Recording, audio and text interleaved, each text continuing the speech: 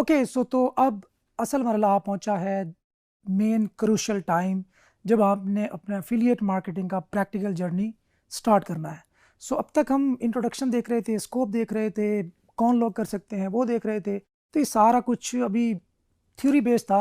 I hope कि आप लोग मोटिवेटेड होंगे, एक्साइटेड होंगे इस जर्नी को स्टार्ट करने में, और आपको अपनी मंजिल थोड़ी थोड़ी नज़र आने लग गई होगी इंशाल्लाह ताला। तो अभी हमने कंसंट्रेटेड रहना है और बिल्कुल फोकस्ड, इधर उधर आपने देखना नहीं, पलक आपने झपकना नहीं, क्योंकि अभी जो मेन क्रूशल सीन है वो स्टार्ट होने वाला है।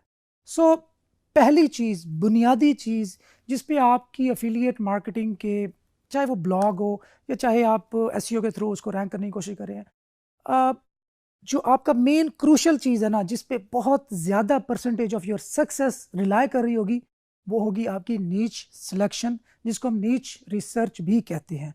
सो सबसे पहले हम देखते हैं कि ये नीच होती क्या है। व्हाट इज नीच?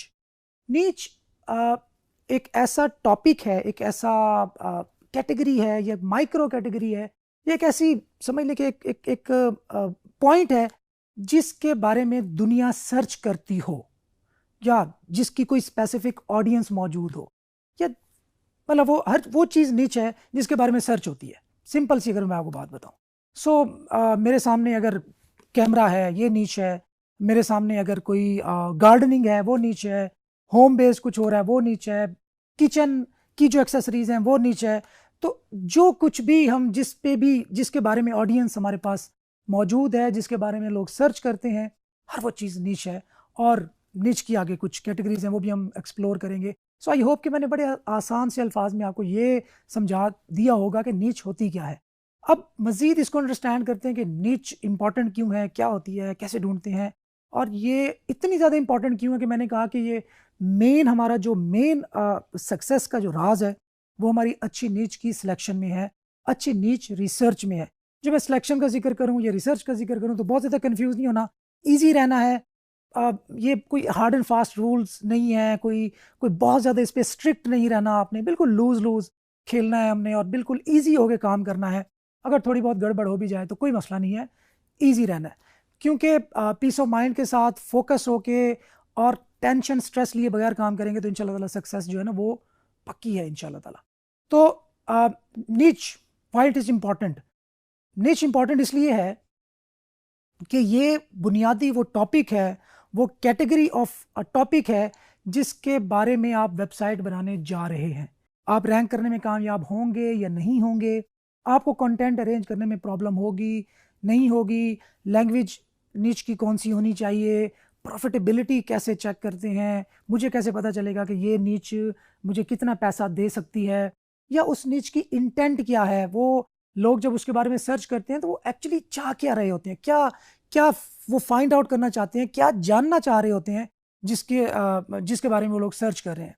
और साथ साथ सीजनैलिटी क्या होती है, कि ये साल के कितने अरसे मेरी वेबसाइट पे ट्रैफिक लाने में कामयाब होगी ये स्पेसिफिक नीच। और साथ साथ इसमें प्रॉफिट कितना है यार, पैसा कितना इन्वॉल्व होगा, क्या पैसा इन्वॉल्व है भी सही है नहीं है, मेरे खर्चे निकलेंगे, या मैं खर्चे ज़्यादा करता रहूँ, पता चले कि एंड में मेरी वेबसाइट रैंक भी हो जाए लेकिन उस पर इतनी ट्रैफिक ही ना हो, इतना उसका सर्च ही ना होती हो मंथली कि मुझे वो ज़्यादा कुछ पैसे दे सके। तो ये बहुत कुछ कंबाइंड होता है नीच सिलेक्शन के प्रोसेस में।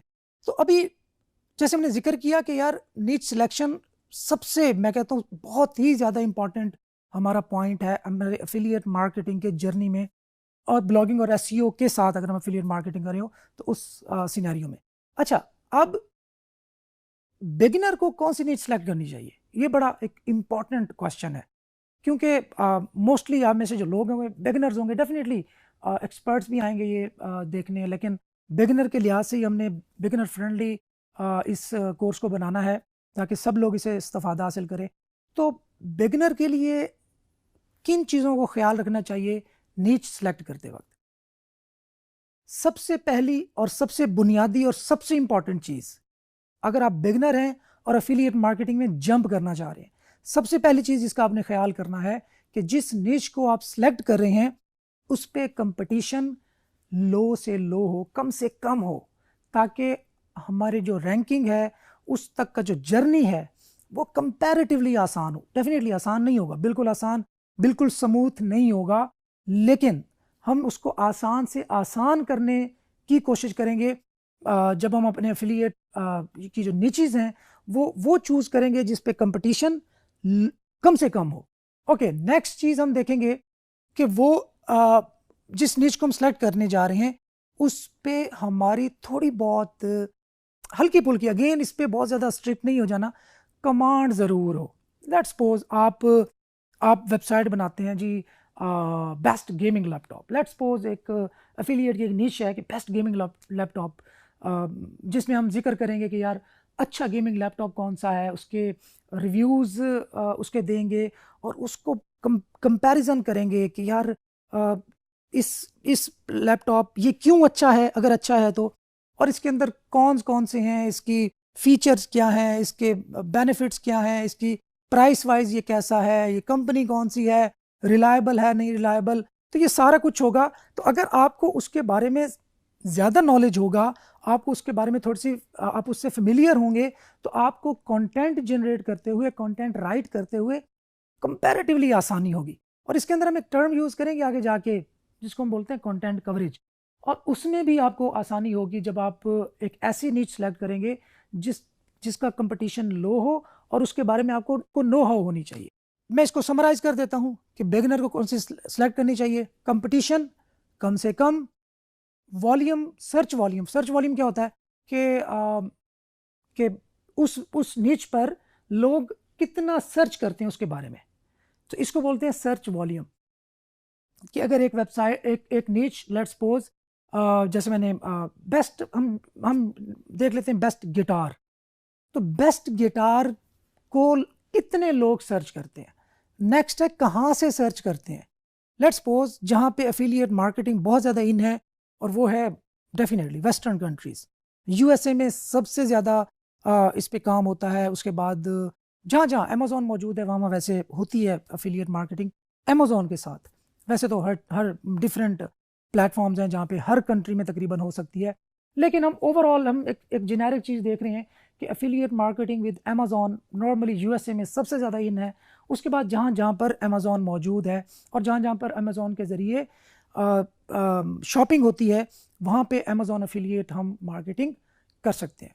आप ऑस्ट्रेलिया देख लें, आप कनाडा देख लें, यूके, मतलब यूएसए के बाद यूके सबसे बड़ी मार्केट है। उसके बाद ऑस्ट्रेलिया, न्यूजीलैंड, यूरोप, अब सऊदी अरेबिया में आ गई है, इवन गल्फ की बहुत सारी कंट्रीज़ में कदम रख चुका है अमेज़ॉन। सो बिगिनर को वो नीच सेलेक्ट करनी चाहिए जिस पे कंपटीशन लो हो, सर्च वॉल्यूम बेहतर हो, मतलब लोग ज़्यादा सर्च करते हो उसके बारे में। अब ज़्यादा सर्च से क्या मुराद है ये हम थोड़ी देर बाद देखेंगे। अच्छा, नेक्स्ट है कि प्रॉफिटेबिलिटी कैसे चेक करते हैं। प्रॉफिटेबिलिटी होती है कि एक प्रोडक्ट अगर लेट्स सपोज हम एज्यूम करते हैं कि $100 की है, अगर वो $100 की एक प्रोडक्ट बिकती है तो हमें कितना कमीशन मिलेगा उसमें से, ये यहाँ से डिफाइन होगी प्रॉफिटेबिलिटी क्या है। लेट्स सपोज अगर एक प्रोडक्ट $10,000 की है तो उसमें से जो कमीशन बनेगा वो हमारा बहुत ज़्यादा बनेगा। अगर एक प्रोडक्ट $5 की है तो उसमें से जो कमीशन बनेगा वो कंपैरेटिवली कम बनेगा। लेकिन आपने, अगर आप न्यू भी हैं, आप बिल्कुल बिगनर हैं, आप बिल्कुल एफिलिएट मार्केटिंग का जर्नी जस्ट स्टार्ट कर रहे हैं, तो फिर आपने प्रॉफिटेबिलिटी को बहुत ज़्यादा फोकस नहीं करना। आपने वो फोकस करना है कि जिसको आप जल्द रैंक कर सके। क्यों, ये सवाल पैदा होता है क्यों। क्योंकि जो बिगनर होता है उसको मेन जो कंसर्न होता है, जो मैंने अपनी पिछले तकरीबन 15 साल के ऑनलाइन एक्सपीरियंस में से लर्न किया है, वो ये है कि जब आप न्यू भी होते हैं और आप किसी फील्ड के अंदर एंटर होते हैं तो आपके पैनिक कर जाने की जो शरह होती है, जो परसेंटेज होती है, ये जो टेंडेंसी होती है वो ज़्यादा होती है। मतलब एक टाइम पे आपको थोड़ा सा लगा कि नहीं यार चीज़ें वैसे काम नहीं कर रही जैसे मैं चाहता हूँ, तो आप पैनिक कर आपने छोड़ दिया। इसी तरीके से अगर आपने कोई ऐसी नीच सेलेक्ट कर ली, अभी तो आपने थोड़ा सा आप कह देंगे यार एक्साइटेड हो कि आपने कहा जी नहीं नहीं मैं ज़्यादा पैसा कमाना चाहता हूँ, तो मैं ऐसी प्रोडक्ट फाइनल करूँगा जिसके अंदर प्रॉफिट बहुत ज़्यादा हो। लेकिन पता चला कि उस प्रोडक्ट का जो कंपटीशन था वो इतना हाई था कि आप एज अ न्यूबी उसको रैंक करने में बहुत जल्दी कामयाब नहीं हो सकते थे। तो अल्टीमेटली क्या होगा कि आप उस पर मेहनत कर रहे हैं, अपनी एनर्जी दे रहे हैं, टाइम इन्वेस्ट कर रहे हैं, दिन रात बैठ के उस पर काम कर रहे हैं और वो रैंकिंग में उस हिसाब से परफॉर्म नहीं कर रहे जैसे आप चाहते हैं, तो अब क्या होगा, आप पैनिक करेंगे और उसको छोड़ देंगे। और हम ये नहीं चाहते कि आप एक दफ़ा इस फील्ड के अंदर एंटर हों और आप क्विट करें। No, never, that's not the question even. तो नेक्स्ट, सीजनैलिटी। सीजनैलिटी क्या होती है जी? सीजनैलिटी में हम देखते हैं कि ये प्रोडक्ट साल में कहीं ऐसा तो नहीं होता कि किसी स्पेसिफिक ड्यूरेशन में बहुत ज़्यादा हिट होती हो। एग्जांपल देता हूँ, यूएसए की कोई ऐसी स्टेट है जहाँ पे सर्दी बहुत ज़्यादा पड़ती है, और मतलब दो मौसम होते हैं, एक समर होता है, विंटर होता है। तो अब आप अगर वहाँ पे लिहाफ बेचना चाहते हैं, अमेज़ॉन एफिलिएट मार्केटिंग के थ्रू बिकवाना चाहते हैं, इस तरह कर लेते हैं, तो क्या होगा, वहाँ पे गर्मियों में लिहाफ नहीं बिकेंगे। तो वो सीजनैलिटी जो है वो गर्मियों के अंदर उसकी सीजनैलिटी डाउन हो जाएगी। तो आपको लगेगा कि यार ये इस सीज़न में तो सेल्स ही नहीं आ रही, तो हमारा जो प्रॉफिट है वो कम हो रहा है। सो इस चीज़ को भी आप कंसीडर करेंगे। सो अल्टीमेटली मैं इन जो बेसिक क्राइटेरिया है, ये सारा कुछ सिलेक्शन का क्राइटेरिया, ये हम डिस्कस करेंगे सेपरेटली। लेकिन सबसे मेन चीज़ जिसका आपने ख्याल रखना है वो ये है कि जो नीच, अगर आप बिगिनर हैं, न्यूबी हैं, जिस नीच को आप सेलेक्ट कर रहे हैं उस पर कंपटीशन ज़्यादा ना हो। ये बेसिक चीज़ है। वजह मैं आपको बता चुका हूँ, आपका कॉन्फिडेंस लूज होगा अगर आपने किसी हैवी चीज़ में हाथ डाल लिया। स्टार्ट लें बिल्कुल लाइट चीज़ से, लो कंपटीशन नीच से, और ग्रेजुअली आप बढ़ते जाएं और फिर आप जितना मर्जी खुल के खेलें, इंशाल्लाह ताला सारी चीज़ें रैंक होंगी और बहुत सारा पैसा आएगा इंशाल्लाह ताला।